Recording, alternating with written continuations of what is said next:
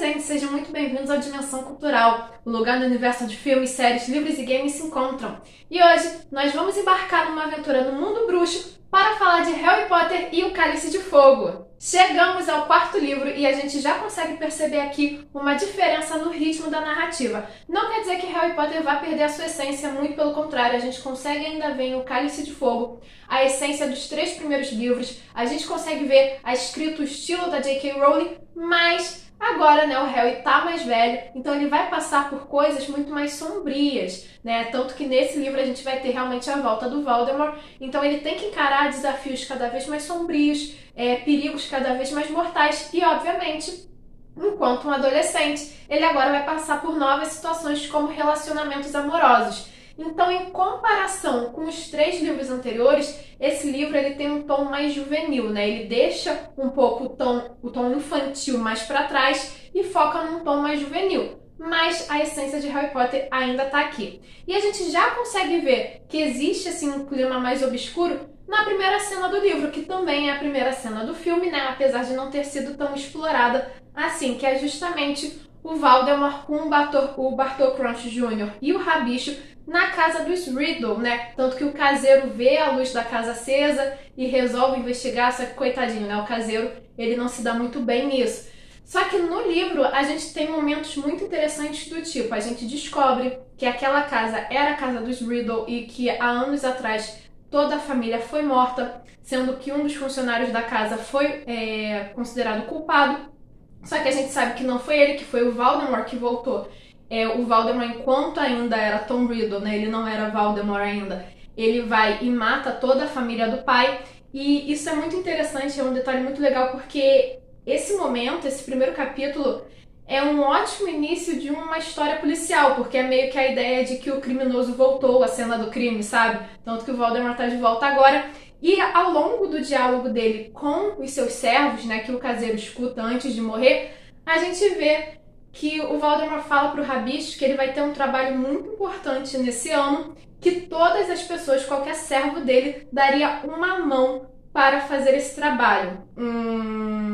E depois dessa cena introdutória, a gente vai focar agora no Harry, que obviamente sonhou com isso tudo, com toda essa cena do Voldemort. E o Harry se encontra na casa dos tios, algo que não foi mostrado no filme, No filme ele já tá na toca nessa altura do campeonato. E nesse momento não, ele tá na casa dos tios, então a gente vai ter um entrosamento maior aí entre o Harry e os Dursley. E é muito legal que, como ele tá de férias, ele imagina certas coisas, Tipo, ele começa a imaginar como seria as férias dos professores, Como é que os professores passariam as férias. E aí ele tenta imaginar o Dumbledore na praia com um protetor solar no nariz, E além disso, é uma cena muito legal e também muito engraçada, porque os tios do Harry vão receber uma carta da Molly, sim, a mãe do Rony, pedindo, na verdade, para os tios darem permissão para o Harry sair de casa mais cedo, antes das férias acabarem, passar os últimos dias de férias com eles, com os Weasley, para ele poder assistir a Copa Mundial de Quadribol, porque é a única coisa que se fala no mundo bruxo nesse momento. E é muito legal porque a Molly, querendo ser educada, sabendo que a família do Harry é trouxa, ela envia a carta pelo correio trouxa. Só que assim, o Walter, ele estranha pela quantidade de selos que tem no envelope, Porque ela bota mais selo do que o necessário. E na carta ela bota uma observação pedindo para que a resposta seja enviada por correio normal. E o Walter fica assim, tipo, caraca, correio normal, esse é o correio normal. E aí o Harry explica que não, Ela estava se referindo ao correio coruja.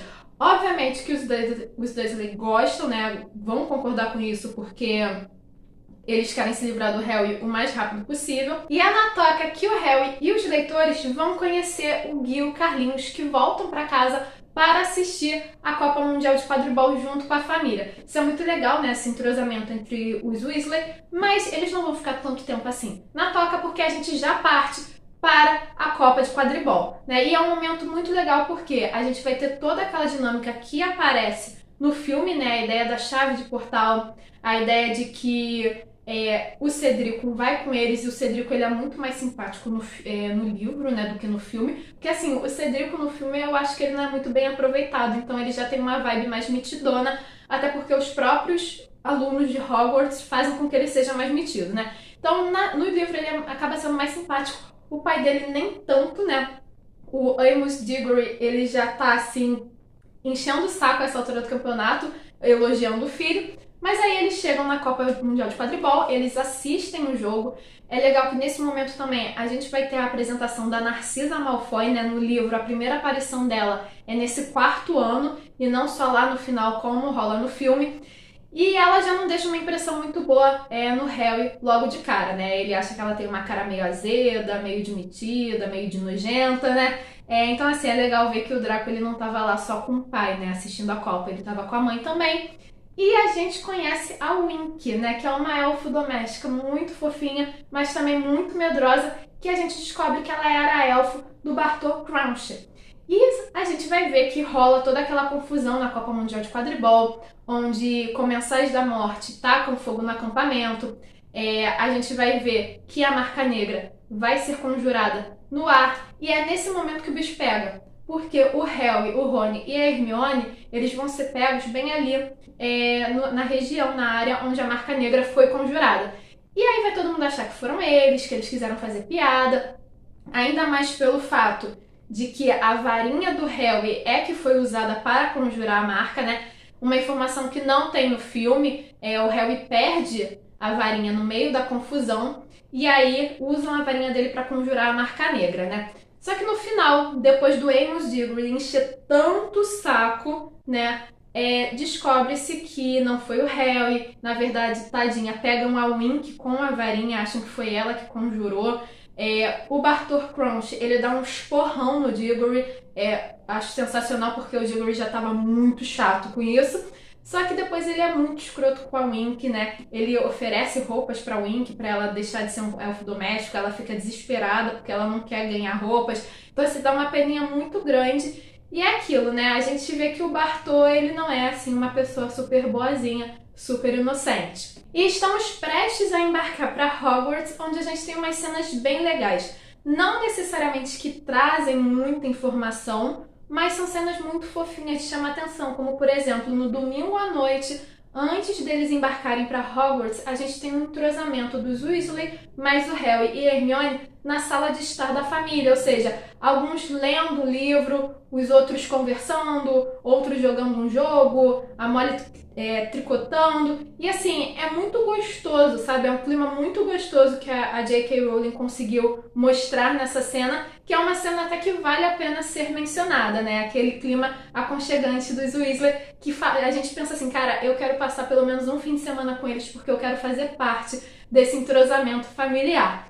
Mas fora isso, né, é interessante algumas informações que a gente tem depois, como por exemplo, quando os alunos estão embarcando na plataforma, estão embarcando no Expresso Hogwarts, tanto a Molly, né, a mãe, quanto o Carlinhos falam que o Harry, o Rony, a Hermione e o Fred e o George também, né, eles vão ter um ano muito interessante em Hogwarts esse ano, ou seja, eles já sabem do torneio Tribruxo, até porque o Carlinhos está envolvido com a prova dos dragões, mas eles não querem falar isso, né, de cara, para os alunos. E aí a gente também vai ter informação, a partir do momento em que a gente chega em Hogwarts, do novo professor de defesa contra as artes das trevas, que é o Olho Tonto. Ah, meu bom e velho amigo, obrigado por vir. Esse teto idiota.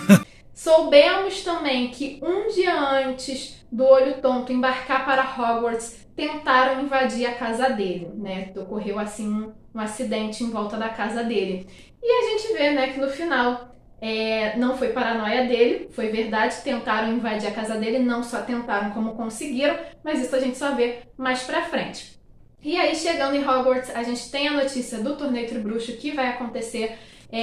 O Dumbledore fala das escolas que vão vir, tanto que a gente vê que a Durmstrang, ela é conhecida por ser boa, né, por ensinar magia das trevas, e assim começa todo o ano letivo já nesse alvoroço em relação ao torneio. E também descobrimos nesse ano letivo que quem trabalha na cozinha de Hogwarts são os elfos domésticos. E diante do tratamento que a Winky teve com Bartô Crouch, a Hermione fica uma arara e tenta fazer algo a favor dos elfos, né, para ajudar as condições dele. E aí é criado a FALE, né, que é o Fundo de Apoio à Liberação dos Elfos Domésticos, na qual tem como objetivos defender o salário mínimo para os elfos, defender melhores condições de trabalho e até mesmo permitir, né, que futuramente eles tenham permissão de usar varinhas mágicas. Além disso, né, é muito legal ver esse entrosamento, essa consciência em relação a outras criaturas mágicas dentro do mundo bruxo, né? E além disso, a gente vai ter finalmente a primeira aula de defesa contra as artes das trevas, na qual o Moody usa as maldições imperdoáveis não nos alunos, né? Ele usa a maldição impérios nos alunos para que eles vejam como é que é ficar sob essa maldição, o que as pessoas sentem sob a maldição impérios. Obviamente, a Crucius e a Avada Kedavra ele não vai usar nos alunos, mas ele apresenta essas maldições, tanto que o Neville fica muito chocado com isso. E com a chegada das escolas para o torneio Tribruxo, a gente tem o tão famoso Cálice de Fogo, né? Ou seja, os alunos vão começar a colocar os seus nomes no Cálice de Fogo, só que, obviamente, somente aqueles que têm mais de 17 anos, para evitar tragédias, para evitar qualquer acidente ao longo do torneio. A gente sabe que o Fred e o George não aceitam isso, criam uma poção extremamente simples, achando que podem driblar o Dumbledore com isso. E a gente tem aquela cena super engraçada, que é justamente eles envelhecendo e brigando com barbas compridas, barbas brancas também, né? E até o próprio Dumbledore ri disso, isso é muito legal. E a gente vai ter também a cena do Krum colocando o seu nome no Cálice de Fogo e também do Cedrico, ou seja, o próprio Cedrico vai colocar, e aí tem uma galera que começa a sacanear, né? Principalmente a galera da Grifinória. É muito legal porque o Simas chama o Cedrico de Zé Bonitinho Diggory, gente. Tradução perfeita, né? Vamos ser sinceros, Zé Bonitinho Diggory é fantástico. Só que aí, chegando na noite, na qual seriam sorteados os alunos para o torneio Tribruxo, a gente sabe que sai o nome do Krum, sai o nome da Fleur, sai o nome do Cedrico e sai o nome do Harry também. E todo mundo acha isso uma injustiça, né? Os professores, os diretores das outras escolas ficam super bolados. E quando o Dumbledore vai falar com o Harry, é uma cena muito legal, né? Aquela cena também que aparece no filme, na qual o Dumbledore chega e fala pro Harry: você colocou, né, pergunta pro Harry, você colocou o seu nome no Cálice de Fogo? Só que como tá no livro, gente, ele pergunta calmamente. Tá escrito: você colocou o seu nome no Cálice de Fogo, Harry? Perguntou o Dumbledore calmamente. De novo, perguntou o Dumbledore calmamente. Harry, você colocou seu nome no Cálice de Fogo? Não, senhor. E o que também é legal é a reação dos alunos diante do fato de que o Harry vai participar do torneio Tribruxo. Obviamente, a Lufa-Lufa vai esnobar completamente o Harry, né? Porque eles acreditam que o Harry tira o holofote da Lufa-Lufa, que é uma casa que não tem muitas chances de estar no holofote, né? Ou seja, é aquela ideia de que a Lufa-Lufa realmente é muito esnobada no livro. Mas muitos grifinórios, tirando o Rony, obviamente, eles vão ficar muito felizes. A Katia Bell vai dizer que agora o Harry tem a chance de se vingar da Lufa-Lufa pela Lufa-Lufa ter derrotado eles no quadribol no ano anterior, né, gente? O rancor aí, galera, quando se trata de quadribol, não esquece mesmo. E a gente também tem aquela ideia, né, principalmente o início da interação dos campeões das escolas com a Rita Skeeter, né? Que existe personagem mais desagradável do que ela? Tá, até existe, né? Já tá no próximo ano escolar, mas esse não é o caso. E a gente já vê o que acontece, né? O quão manipuladora ela é, pedindo uma entrevista a sós com o Harry, falando que ele estava com os olhos marejados, e até o próprio Dumbledore fala, né? A Rita pergunta pro Dumbledore o que ele achou da última matéria que ela escreveu sobre ele, e ele fala encantadoramente maldosa, né? Ele falando: adorei a parte que você me chama de um velho caduco e tal. O Dumbledore, ele consegue sair dessas situações, usar de sarcasmo, de ironia de uma forma sensacional, né? Acaba sendo uma interação bem legal no final. E finalmente chega na primeira prova do torneio Tribruxo, que são os dragões. Só que antes da prova, de fato, a gente vai ter algumas interações bem interessantes de comentar. Por exemplo, o Harry começa a interagir com a Cho. O livro começa a nos apresentar o quanto tempo o Krum passa na biblioteca, e a gente sabe que existe um outro interesse por trás disso. O Sirius, né? O Harry fala com o Sirius pela lareira da sala comunal da Grifinória, na qual o Sirius fala que o ataque ao Moody antes das aulas começarem foi verdadeiro, que alguém queria impedir que ele chegasse em Hogwarts e que uma funcionária do Ministério da Magia desapareceu numa floresta da Albânia, ou seja, era onde o Voldemort estava escondido, né? Então as coisas estão cada vez, o círculo está se fechando ali, né? O Voldemort está cada vez mais perto. E a gente tem também, obviamente, o fato de que o Hagrid mostra para o Harry e para a Madame Maxime qual é a primeira prova, né? Mostra os dragões. E o Harry descobre que o Karkaroff também tá lá, tanto que o Harry vai falar depois pro Cedrico qual é a primeira prova, justamente para que todos os campeões soubessem, fosse justo com todo mundo, né? E é muito interessante também essa interação com os dragões, porque o Hagrid, ele fica de olho nos ovos do rabo córneo, e o Carlinhos olha para ele com uma cara assim de zangado, falando: Hagrid, eu contei todos os ovos que estão aí, tá? Não pense em fazer nada, não. Então acaba sendo muito legal. E também a interação entre o Harry e o Moody, né? Que como o Harry sabe qual é a primeira prova, ele não sabe exatamente como passar pelo dragão. E aí o Moody fica falando: mas o que você é bom? Aí o Harry: eu vou muito bem, mas eu não posso levar a vassoura pra prova. Aí o Moody, ele chega: garoto, some 2 mais 2, né? Meio que assim, no filme ele é muito mais gentil, né? Falando: você pode levar a varinha, né? No livro ele já fala: cara, soma 2 mais 2, né? Usa esse cérebro pra pensar. Porque realmente, cara, até o Moody já entendeu que não era pro Harry e pra Corvinal de jeito nenhum, né? Que tava difícil de pensar que ele tinha um jeito de trazer a vassoura até ali. E o embate com o dragão finalmente acontece, né? Na verdade é muito bonitinho ver a Minerva preocupada com o Harry antes da prova de fato acontecer. Para o inferno com o Bartô! Mas quando a prova acontece, esse embate acontece somente na arena. Diferente do filme, na qual o dragão foge, né? Ele consegue quebrar as correntes e ele voa atrás do Harry até cair. E quando o Harry finalmente consegue terminar a prova, ele é parabenizado pelo Moody, pela Minerva, e a Madame Pomfrey fica uma arara por conta dos dragões, né? Ela acha uma loucura colocar dragões dentro de uma escola, utilizar isso como prova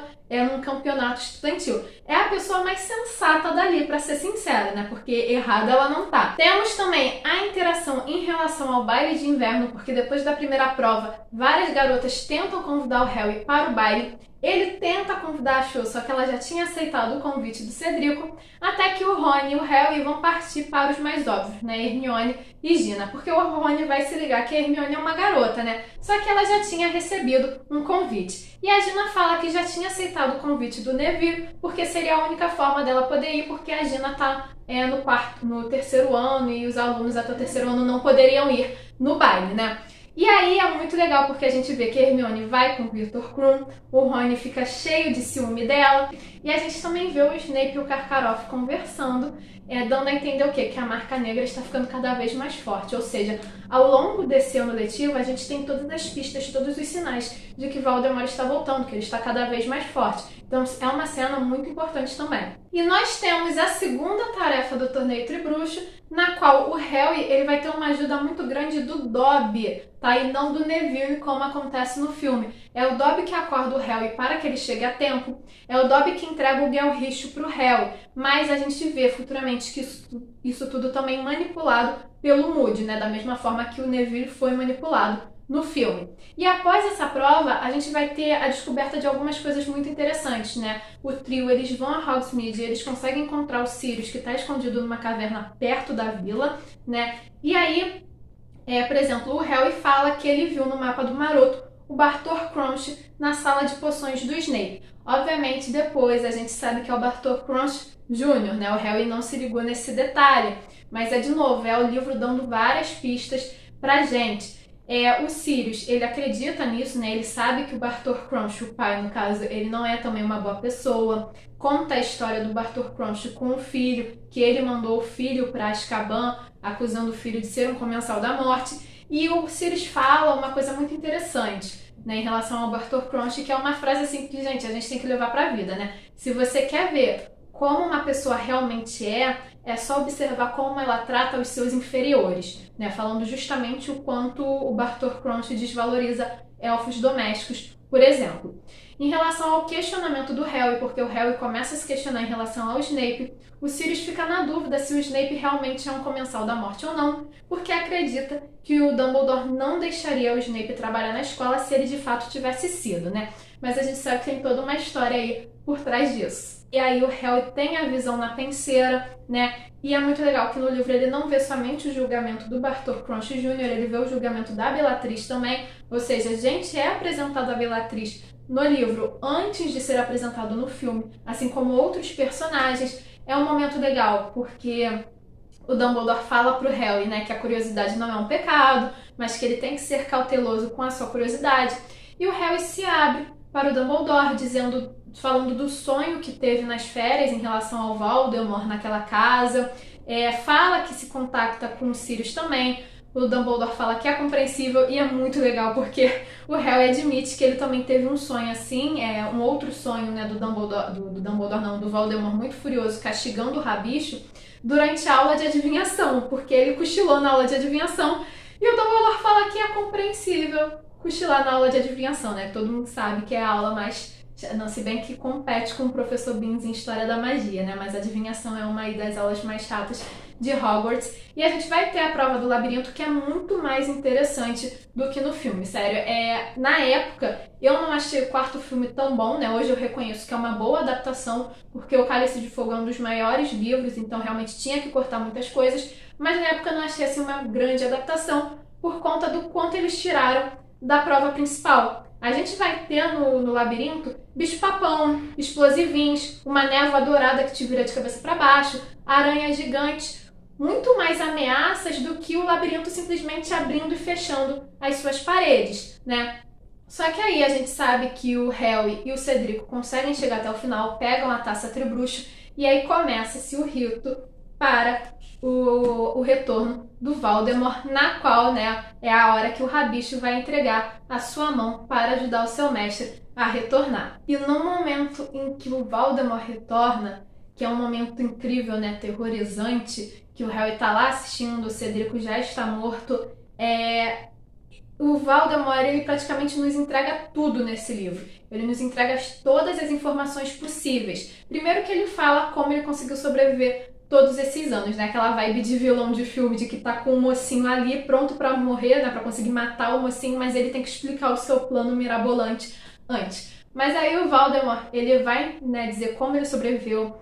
Ele vai dizer que os Comensais da Morte sabiam que ele tinha arrumado várias formas de tentar evitar a morte humana. Ele vai dizer que mais de um dos seus experimentos para evitar a morte deu certo, né? De novo, a J.K. Rowling deixando migalhas ao longo da saga para chegar até o assunto principal no final, né? Aqui ela já tá falando das Horcruxes, mas a gente não sabia.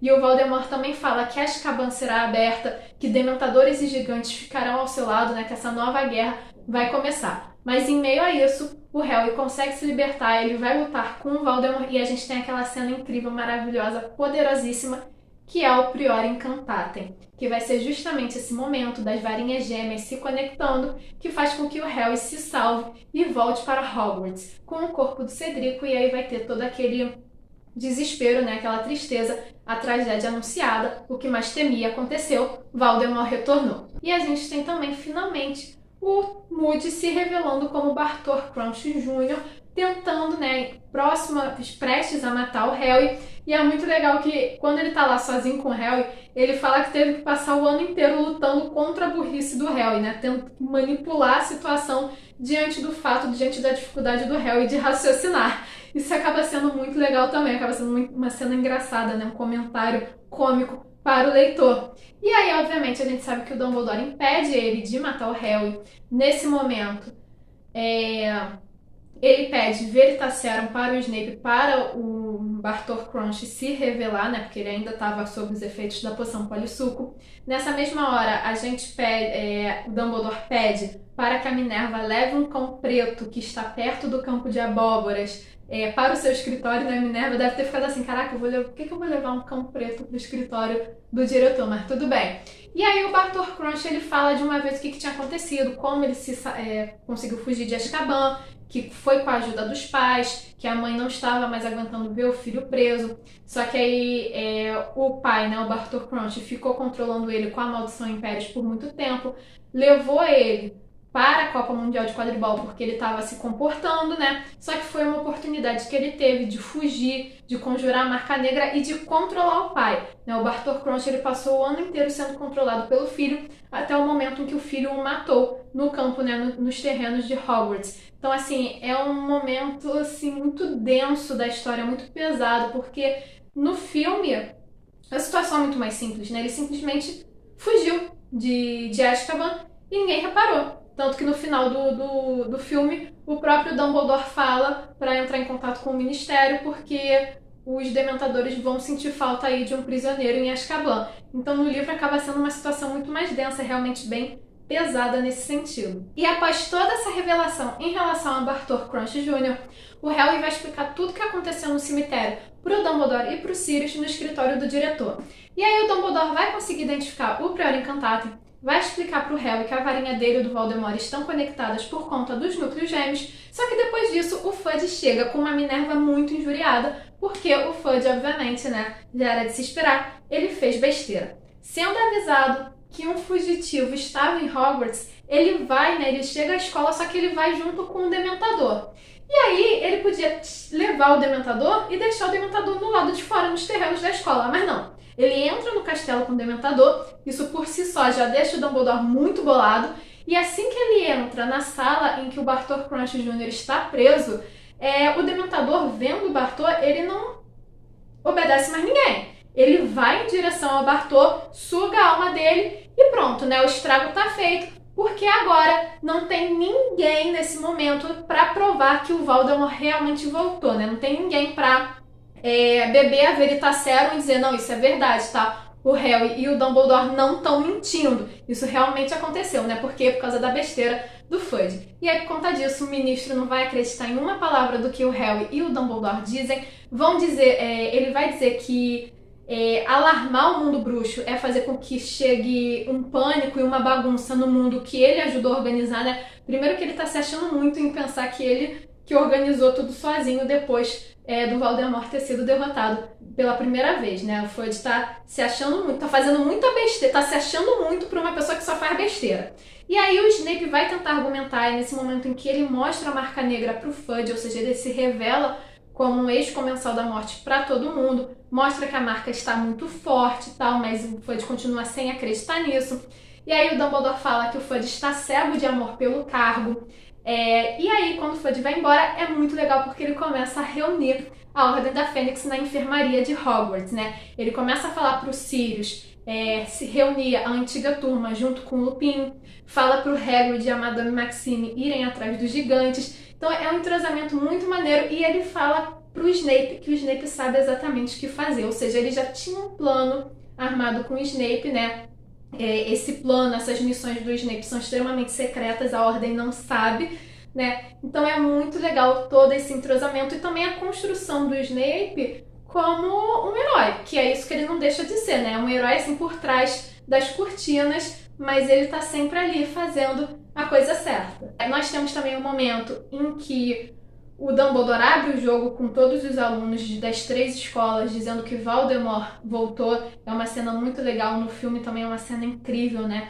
O Dumbledore mostra o peso dessa decisão de abrir o jogo com os alunos, mostra o peso do que está por vir e fala que agora são tempos em que as pessoas precisam escolher entre o que é certo e entre o que é fácil, né? Que é uma das frases mais marcantes dele. E para terminar essa história, o 4º ano letivo do Harry, ele se sentindo muito culpado com o que aconteceu com a morte do Cedrico, ele não aceita o prêmio do torneio Tribruxo, ele dá o prêmio para o Fred e o Jorge, e graças a isso é que futuramente nós teremos a loja de Logros, né? Então, assim, O Cálice de Fogo é um livro muito legal, é um filme também sensacional, excelente, como eu falei.